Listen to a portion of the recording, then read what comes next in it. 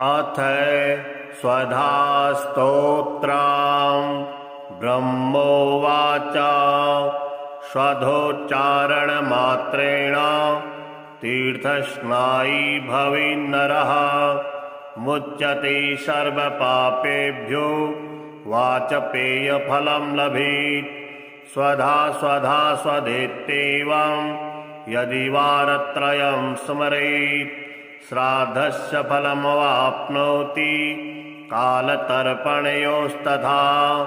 श्राद्धकाले स्वधास्तोत्रं यः शृणोति समाहितः लभेत् श्राद्धशतानां च पुण्यमेव न संशयः। स्वधा स्वधा स्वधेत्येवं त्रिसन्ध्यं यः पठेन्नरः प्रियां विनीतां स लभेत् साध्वीं पुत्रां गुणान्वितां। पितॄणां प्राणतुल्या त्वां द्विजजीवनरूपिणी श्राद्धाधिष्ठातृदेवी च श्राद्धादीनां फलप्रदा। बहिर्मनमनसो गच्छ पितॄणां तुष्टिहेतवे सम्प्रीतये द्विजातीनां गृहीणां वृद्धिहेतवे। नित्यानित्यस्वरूपासि गुणरूपासि सुब्रते आविर्भावस्थिरो भावः सृष्टौ च प्रलये तव। ॐ स्वस्ति च नमः स्वाहा स्वधा त्वं दक्षिणा तथा निरूपिताश्चतुर्वेदे षड्प्रशस्ताश्च कर्मिणां। पुरासी त्वां स्वधा गोपी गोलोकी राधिका सखी धृतो रसि स्वधात्मानं कृतां तेन स्वधा स्मृता। ध्वस्ता त्वं राधिका सावात् गोलोका विश्वमागता कृष्णाश्लिष्टा तया दृष्टा पुरा वृन्दावने वने। कृष्णालिङ्गन पुण्येन भूता मे मानसी सुता अतृप्तसुरते तेन चतुर्णां स्वामिनां प्रिया। स्वाहा सा सुन्दरी गोपी पुरासीत् राधिका सखी रतो स्वयं कृष्णमाह तेन स्वाहा प्रकीर्तिता। कृष्णेन सार्धं सुचिरां वसन्ते रासमण्डले प्रमत्ता सुरते श्लिष्टा दृष्टा सा राधया पुरा। तस्या शापेन साध्वस्ता गोलोकाद्विश्वमागता कृष्णालिङ्गन पुण्येन शम्भुत्वहनिकामिनी। पवित्ररूपा परमा देवाद्यैर्वन्दिता नृभिः यन्नामोच्चारणेनैव नरो मुच्येत पातकात्।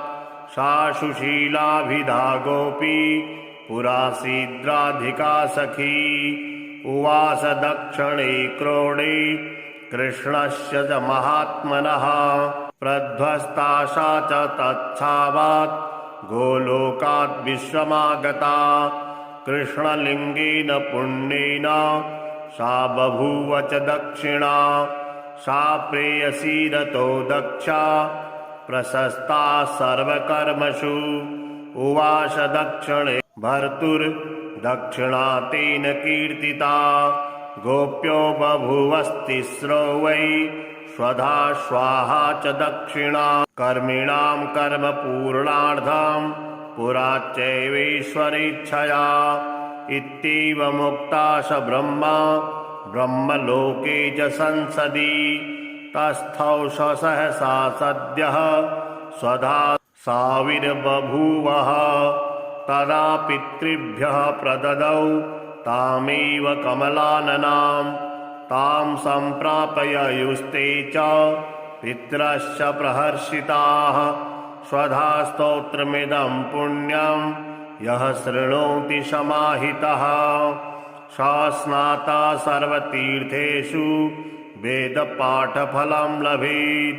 ब्रह्मोवाच स्वधोच्चारणमात्रेण तीर्थस्नायी भवेन्नरः मुच्यते सर्वपापेभ्यो वाचपेयफलं लभेत् स्वधा स्वधा स्वधेत्येवं यदि वारत्रयं स्मरेत् श्राद्धस्य फलमवाप्नोति कालतर्पणयोस्तथा श्राद्धकाले स्वधा स्तोत्रं यः शृणोति समाहितः लभेत् श्राद्धशतानां च पुण्यमेव न संशयः स्वधा स्वधा स्वधेत्येवं त्रिसन्ध्यं यः पठेन्नरः प्रियां विनीतां स लभेत् साध्वीं पुत्रां गुणान्वितां पितॄणां प्राणतुल्या त्वां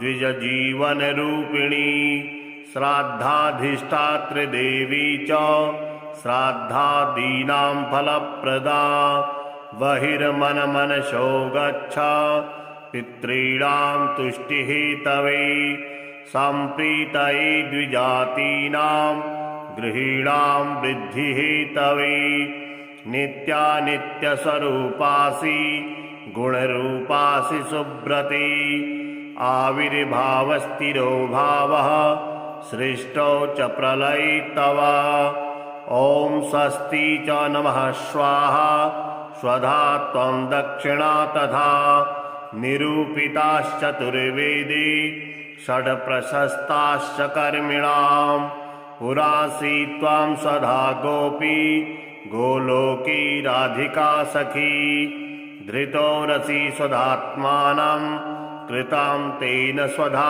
स्मृता ध्वस्ता त्वं राधिका सावात् गोलोका विश्वमागता कृष्णाश्लिष्टा तया दृष्टा पुरा वृन्दावने वने कृष्णालिङ्गन पुण्येन भूता मे मानसी सुता अतृप्तसुरते तेन चतुर्णां स्वामिनां प्रिया स्वाहा सा सुन्दरी गोपी पुरासीत् राधिका सखी रतो स्वयं कृष्णमाह तेन स्वाहा प्रकीर्तिता कृष्णेन सार्धं सुचिरां वसन्ते रासमण्डले प्रमत्ता सुरते श्लिष्टा दृष्टा सा राधया पुरा तस्या शापेन साध्वस्ता गोलोकाद्विश्वमागता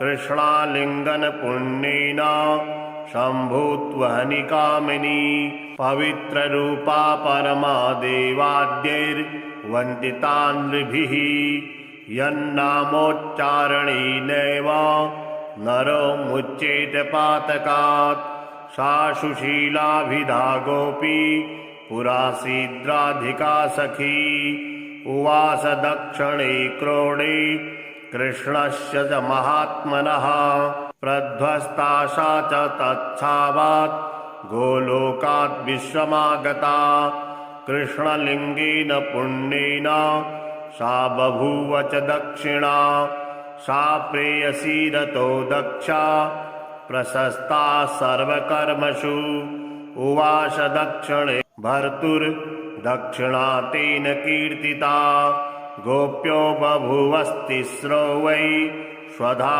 स्वाहा च दक्षिणा कर्मिणां कर्मपूर्णार्थं पुरा चैवेश्वरेच्छया इत्येवमुक्ता स ब्रह्मा ब्रह्मलोके च संसदि तस्थौ स सहसा सद्यः स्वधा साविर्बभूवः तदा पितृभ्यः प्रददौ तामेव कमलाननां तां सम्प्रापययुस्ते च पितरश्च प्रहर्षिताः स्वधा स्तोत्रमिदं पुण्यं यः शृणोति समाहितः सा स्नाता सर्वतीर्थेषु वेदपाठफलं लभेत् ब्रह्मोवाच स्वधोच्चारणमात्रेण तीर्थस्नायी भवेन्नरः मुच्यते सर्वपापेभ्यो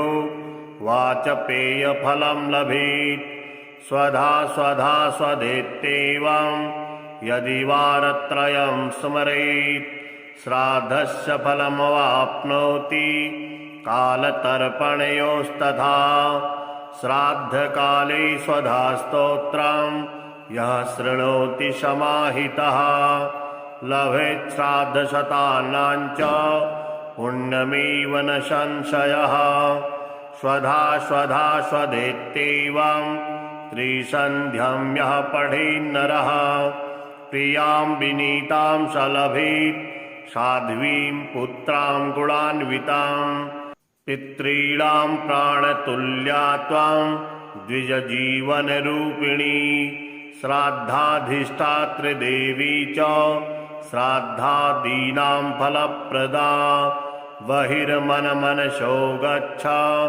पितॄणां तुष्टिहेतवे सम्प्रीतये द्विजातीनां गृहीणां वृद्धिहेतवे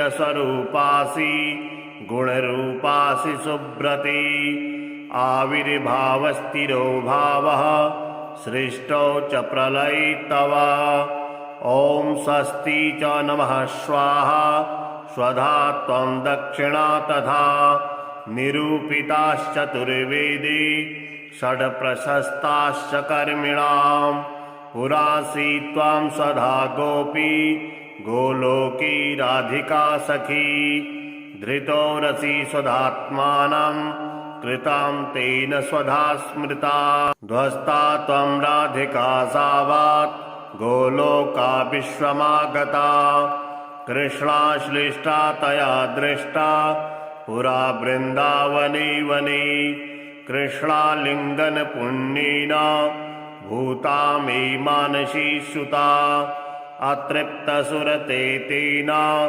चतुर्णां स्वामिनां प्रिया स्वाहा सा सुन्दरी गोपी पुरासीत् राधिका सखी रतो स्वयं कृष्णमाह तेन स्वाहा प्रकीर्तिता कृष्णेन सार्धं सुचिरां वसन्ते रासमण्डले प्रमत्ता सुरते श्लिष्टा दृष्टा सा राधया पुरा तस्या शापेन साध्वस्ता गोलोकाद्विश्वमागता कृष्णालिङ्गन पुण्येन शम्भुत्वहनि कामिनी पवित्ररूपा परमा देवाद्यैर्वन्दिता नृभिः यन्नामोच्चारणेनैव नरो मुच्येत पातकात् सा सुशीलाभिधा गोपी पुरासीद्राधिका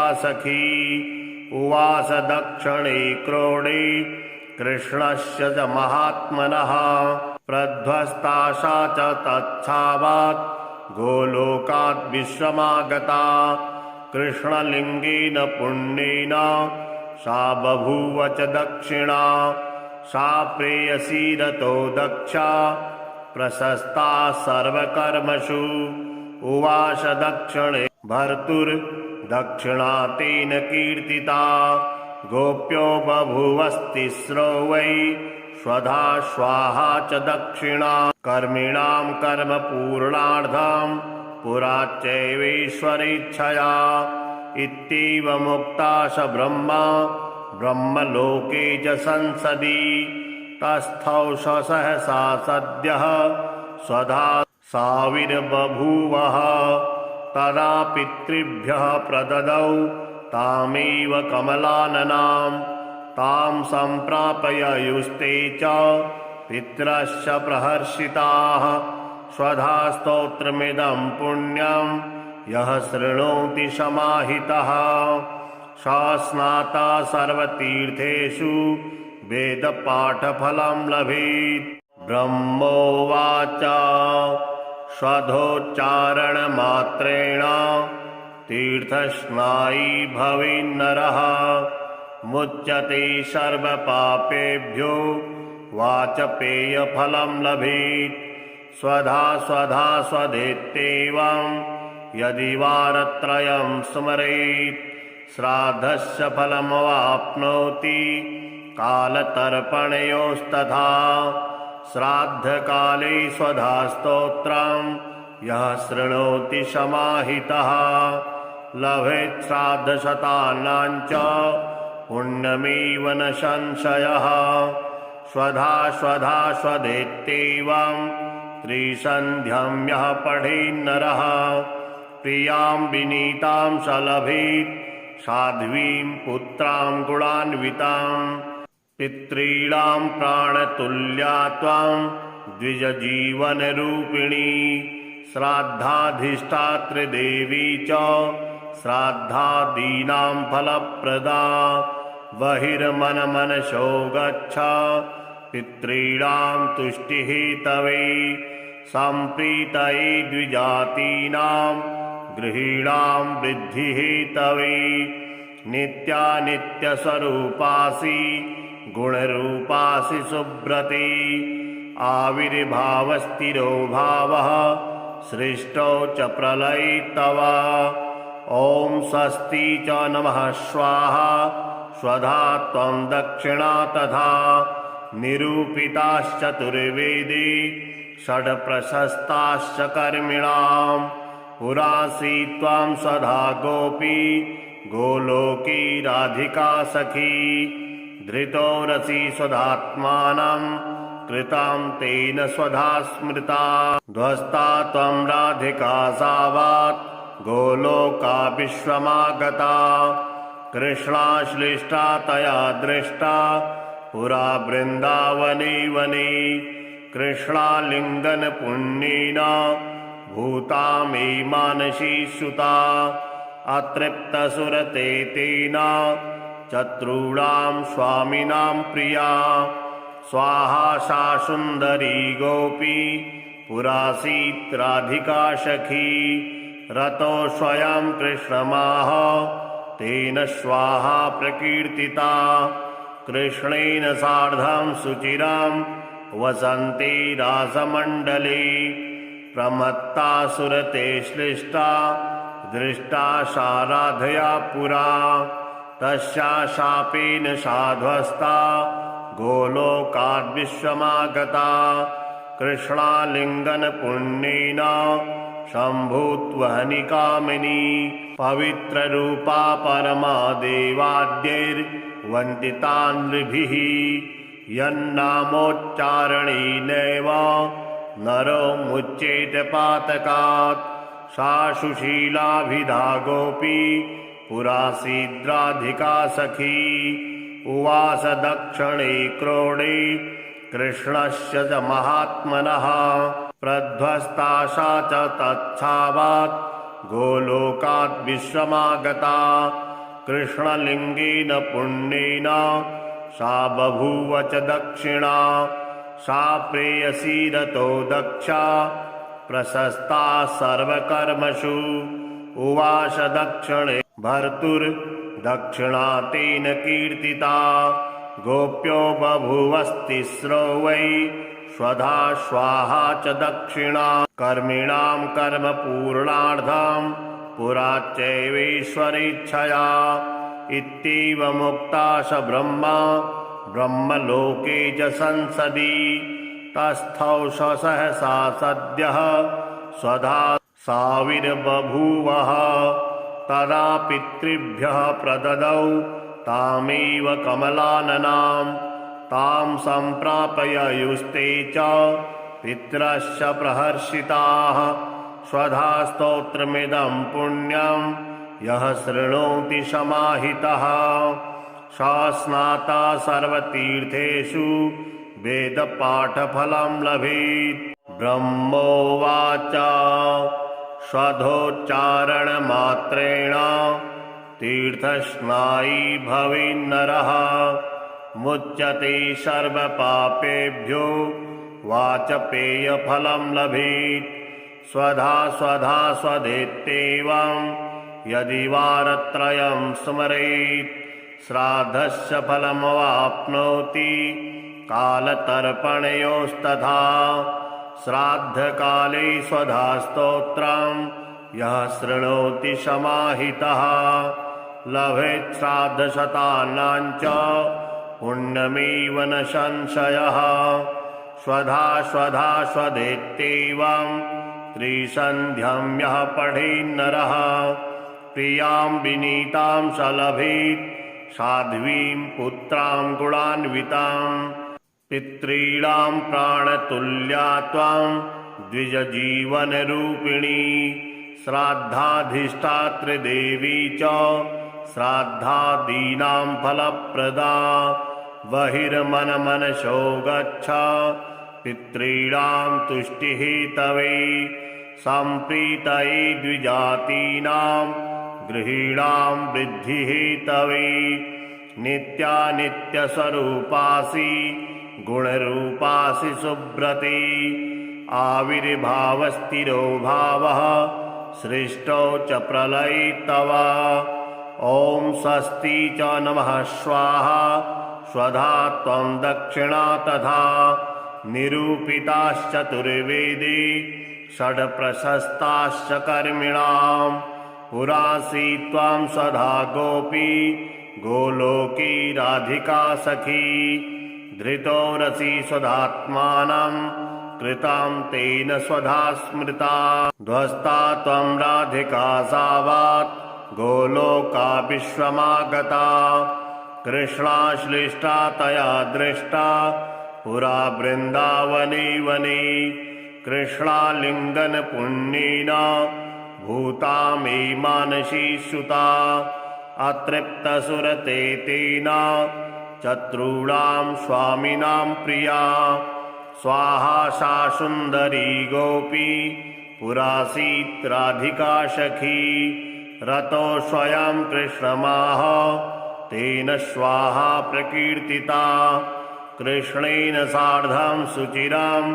वसन्ते रासमण्डले प्रमत्ता सुरते श्लिष्टा दृष्टा सा राधया पुरा तस्या शापेन साध्वस्ता गोलोकाद्विश्वमागता कृष्णालिङ्गन पुण्येन शम्भुत्वहनिकामिनी पवित्ररूपा परमा देवाद्यैर्वन्दिता नृभिः यन्नामोच्चारणेनैव नरो मुच्येत पातकात् सा सुशीलाभिधा गोपी पुरासीद्राधिका सखी उवास दक्षिणे क्रोडे कृष्णस्य च महात्मनः प्रध्वस्ता सा च तच्छावात् गोलोकात् विश्वमागता कृष्णलिङ्गेन पुण्येन सा बभूव च दक्षिणा सा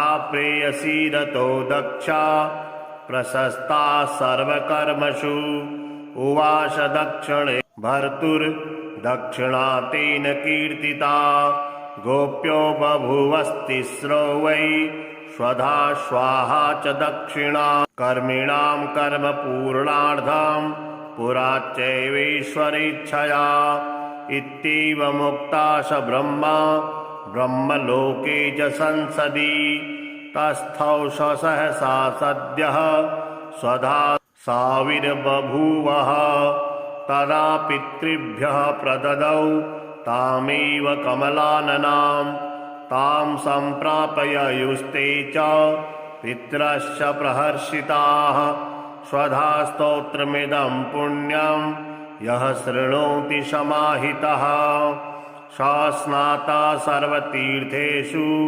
वेदपाठफलं लभेत् ब्रह्मोवाच स्वधोच्चारणमात्रेण तीर्थस्नायी भवेन्नरः मुच्यते सर्वपापेभ्यो वाचपेयफलं लभेत् स्वधा स्वधा स्वधेत्येवं यदि वारत्रयं स्मरेत् श्राद्धस्य फलमवाप्नोति कालतर्पणयोस्तथा श्राद्धकाले स्वधा स्तोत्रं यः शृणोति समाहितः लभेत् श्राद्धशतानां च पुण्यमेव न संशयः स्वधा स्वधा स्वधेत्येवं त्रिसन्ध्यं यः पठेन्नरः प्रियां विनीतां स लभेत् साध्वीं पुत्रां गुणान्वितां पितॄणां प्राणतुल्या त्वां द्विजजीवनरूपिणी श्राद्धाधिष्ठात्री देवी च श्राद्धादीनां फलप्रदा बहिर्मनमनसो गच्छ पितॄणां तुष्टिहेतवे सम्प्रीतये द्विजातीनां गृहीणां वृद्धिहेतवे नित्यानित्यस्वरूपासि गुणरूपासि सुब्रते आविर्भावस्थिरो भावः सृष्टौ च प्रलये तव ॐ स्वस्ति च नमः स्वाहा स्वधा त्वं दक्षिणा तथा निरूपिताश्चतुर्वेदे षड्प्रशस्ताश्च कर्मिणां पुरासि त्वां स्वधा गोपी गोलोकी राधिका सखी धृतो रसि स्वधात्मानं कृतां तेन स्वधा स्मृता ध्वस्ता त्वं राधिका सावात् गोलोका विश्वमागता कृष्णाश्लिष्टा तया दृष्टा पुरा वृन्दावने वने कृष्णालिङ्गन पुण्येन भूता मे मानसी सुता अतृप्तसुरते तेन चतुर्णां स्वामिनां प्रिया स्वाहा सा सुन्दरी गोपी पुरासीत् राधिका सखी रतो स्वयं कृष्णमाह तेन स्वाहा प्रकीर्तिता कृष्णेन सार्धं सुचिरां वसन्ते रासमण्डले प्रमत्ता सुरते श्लिष्टा दृष्टा सा राधया पुरा तस्या शापेन साध्वस्ता गोलोकाद्विश्वमागता कृष्णालिङ्गन पुण्येन शम्भुत्वहनि कामिनी पवित्ररूपा परमा देवाद्यैर्वन्दिता नृभिः यन्नामोच्चारणेनैव नरो मुच्येत पातकात् सा सुशीलाभिधा गोपी पुरासीद्राधिका सखी उवास दक्षिणे क्रोडे कृष्णस्य च महात्मनः प्रध्वस्ता सा च तच्छावात् गोलोकात् विश्वमागता कृष्णलिङ्गेन पुण्येन सा बभूव च दक्षिणा सा प्रेयसी रतो दक्षा प्रशस्ता सर्वकर्मसु उवास दक्षिणे भर्तुर्दक्षिणा तेन कीर्तिता गोप्यो बभूवस्तिस्रो वै स्वधा स्वाहा च दक्षिणा कर्मिणां कर्म पूर्णार्थं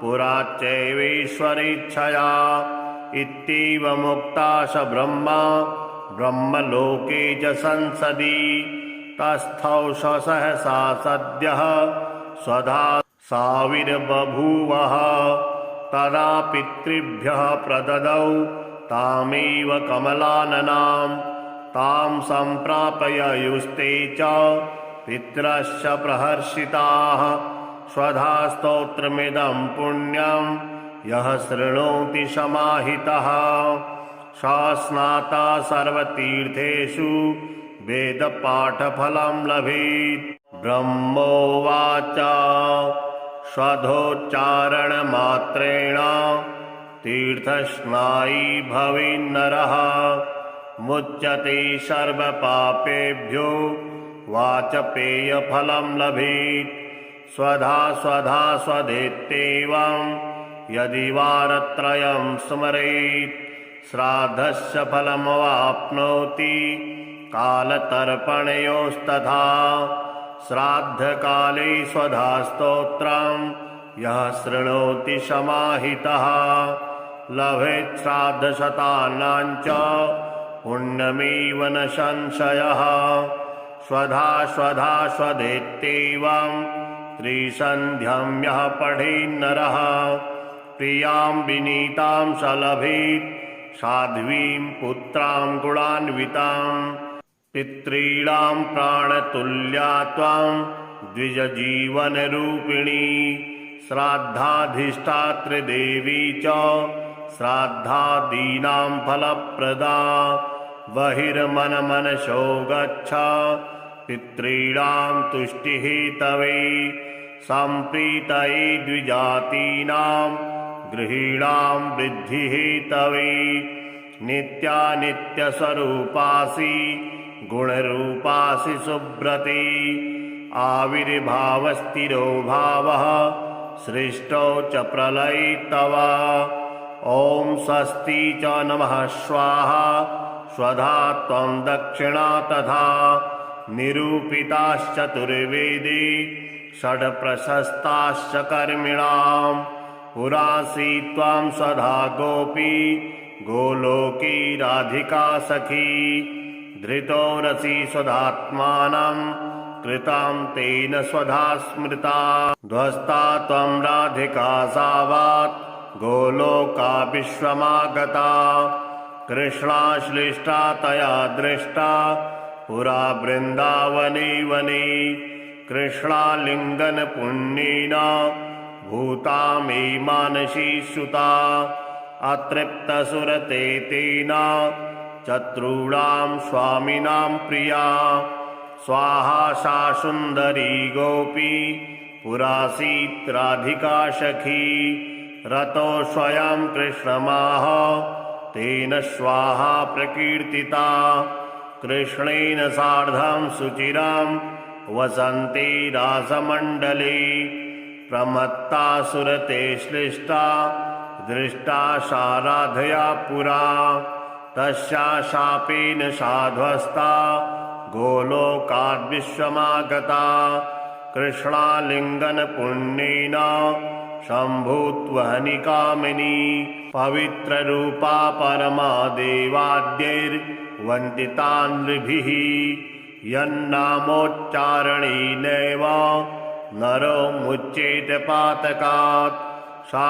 सुशीलाभिधा गोपी पुरासीद्राधिका सखी उवास दक्षिणे क्रोडे कृष्णस्य च महात्मनः प्रध्वस्ता सा च तच्छावात् गोलोकात् विश्वमागता कृष्णलिङ्गेन पुण्येन सा बभूव च दक्षिणा सा प्रेयसी रतो दक्षा प्रशस्ता सर्वकर्मसु उवास दक्षिणे भर्तुर्दक्षिणा तेन कीर्तिता गोप्यो बभूवस्तिस्रो वै स्वधा स्वाहा च दक्षिणा कर्मिणां कर्मपूर्णार्थं पुरा चैवेश्वरेच्छया इत्येव मुक्ता स ब्रह्मा ब्रह्मलोके च संसदि तस्थौ स सहसा सद्यः स्वधा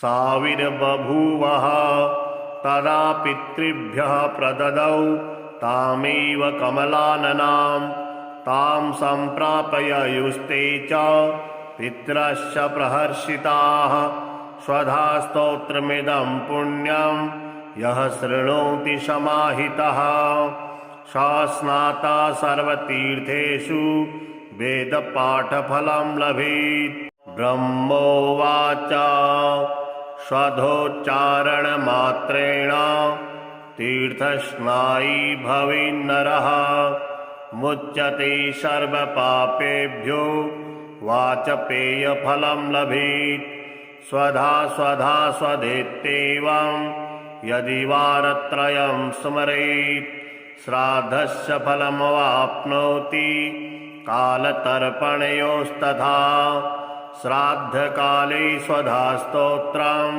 यः शृणोति समाहितः लभेत् श्राद्धशतानां च पुण्यमेव न संशयः स्वधा स्वधा स्वधेत्येवं त्रिसन्ध्यं यः पठेन्नरः प्रियां विनीतां स लभेत् साध्वीं पुत्रां गुणान्वितां पितॄणां प्राणतुल्या त्वां द्विजजीवनरूपिणी श्राद्धाधिष्ठातृदेवी च श्राद्धादीनां फलप्रदा बहिर्मनमनसो गच्छ पितॄणां तुष्टिहेतवे सम्प्रीतये द्विजातीनां गृहीणां वृद्धिहेतवे नित्यानित्यस्वरूपासि गुणरूपासि सुब्रती आविर्भावस्तिरो भावः सृष्टौ च प्रलयितव ॐ स्वस्ति च नमः स्वाहा स्वधा त्वं दक्षिणा तथा निरूपिताश्चतुर्वेदे षड्प्रशस्ताश्च कर्मिणाम् पुरासी त्वां स्वधा गोपी गोलोकी राधिका सखी धृतो रसि स्वधात्मानं कृतां तेन स्वधा स्मृता ध्वस्ता त्वं राधिका सावात् गोलोका विश्वमागता कृष्णाश्लिष्टा तया दृष्टा पुरा वृन्दावने वने कृष्णालिङ्गन पुण्येना भूता मे मानसी सुता अतृप्तसुरते तेना चतुर्णां स्वामिनां प्रिया स्वाहा सा सुन्दरी गोपी पुरासीत् राधिका सखी रतो स्वयं कृष्णमाह तेन स्वाहा प्रकीर्तिता कृष्णेन सार्धं सुचिरां वसन्ती रासमण्डले प्रमत्ता सुरते श्लिष्टा दृष्टा सा राधया पुरा तस्या शापेन साध्वस्ता गोलोकाद्विश्वमागता कृष्णालिङ्गन पुण्येन शम्भुत्वहनिकामिनी पवित्ररूपा परमा देवाद्यैर्वन्दिता नृभिः यन्नामोच्चारणेनैव नरो मुच्येत पातकात् सा सुशीलाभिधा गोपी पुरासीद्राधिका सखी उवास दक्षिणे क्रोडे कृष्णस्य च महात्मनः प्रध्वस्ता सा च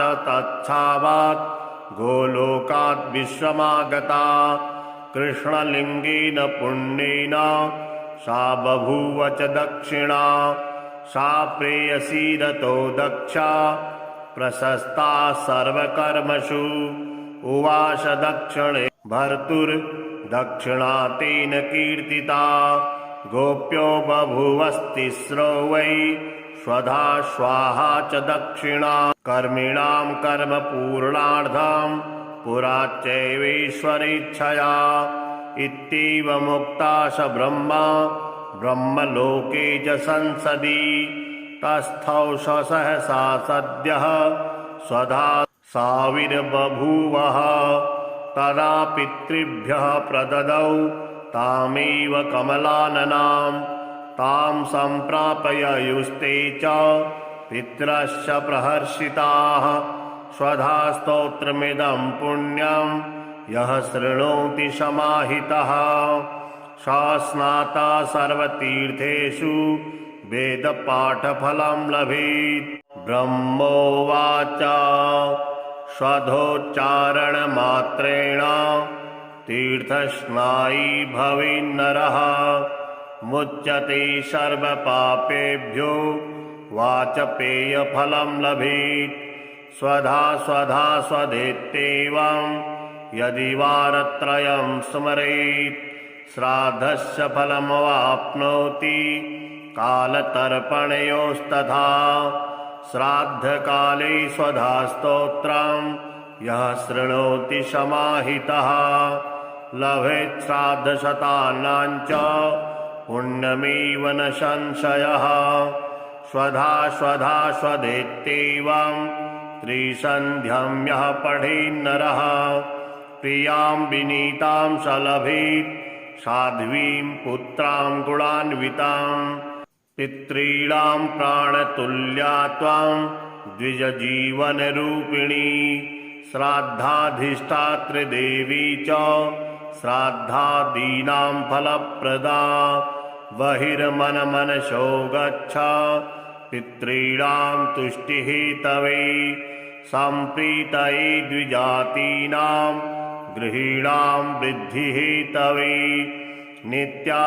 नित्यानित्यस्वरूपासि गुणरूपासि सुब्रते आविर्भावस्तिरो भावः सृष्टौ च प्रलयितव ॐ स्वस्ति च नमः स्वाहा स्वधा त्वं दक्षिणा तथा निरूपिताश्चतुर्वेदे षड्प्रशस्ताश्च कर्मिणां पुरासी त्वां स्वधा गोपी गोलोकी राधिका सखी धृतो रसि स्वधात्मानं कृतां तेन स्वधा स्मृता ध्वस्ता त्वं राधिका सावात् गोलोका विश्वमागता कृष्णाश्लिष्टा तया दृष्टा पुरा वृन्दावने वने कृष्णालिङ्गन पुण्येना भूता मे मानसी सुता अतृप्तसुरते तेन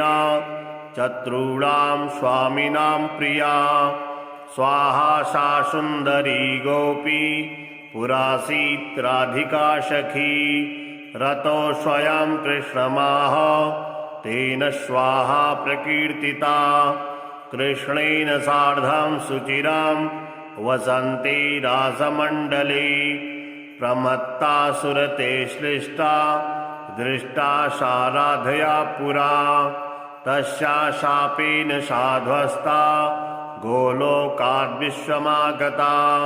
कृष्णालिङ्गन पुण्येन शम्भुत्वहनिकामिनी पवित्ररूपा परमा देवाद्यैर्वन्दिता नृभिः यन्नामोच्चारणेनैव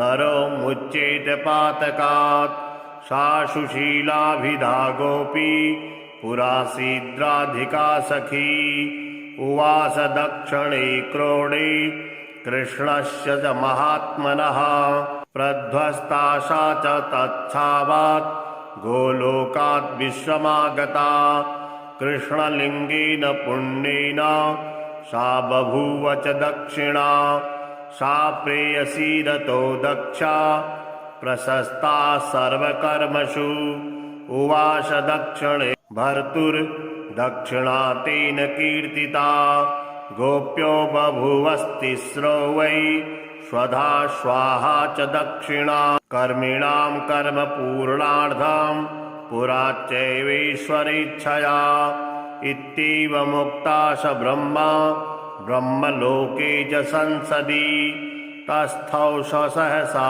सद्यः स्वधा साविर्बभूवः तदा पितृभ्यः प्रददौ तामेव कमलाननां तां सम्प्रापययुस्ते च पितरश्च प्रहर्षिताः स्वधा स्तोत्रमिदं पुण्यं यः शृणोति समाहितः सा स्नाता सर्वतीर्थेषु वेदपाठफलं लभेत्।